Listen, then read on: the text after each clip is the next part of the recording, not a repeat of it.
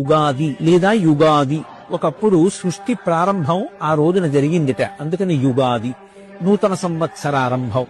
అందుకే ఆ రోజున అభ్యంగన స్నానం ఆచరించి నూతన వస్త్రధారణ చేసి రాజదర్శనము అని పంచాంగంలో రాసి ఉంటుంది. రాజదర్శనము అంటే ఈ భూమిని పరిపాలించేటటువంటి ప్రభువు ఎవరుంటారో ఆయన నా విష్ణు పృథివీపతి. విష్ణువాంశ లేనటువంటి వాడు పృథివీపతి కాలేడు. ఇప్పుడు మనం రాజదర్శనం చెయ్యాలి అంటే తేలిక మార్గం, రాజులకు రాజు పరమేశ్వరుడు, రాజశేఖరుడైన. అందుకే రాజన్మత్తమరాళమందగమనాం రాజీవ పత్రేక్షణాం రాజీవ ప్రభవాది దేవ ముకుటై రజత్పదాంబోరుహాం రాజీవాయత పత్రమండిత కుచాం రాజాధిరాజేశ్వరీం శ్రీశైలస్థలవాసినీం భగవతీం శ్రీమాతరం భావయే అంటారు.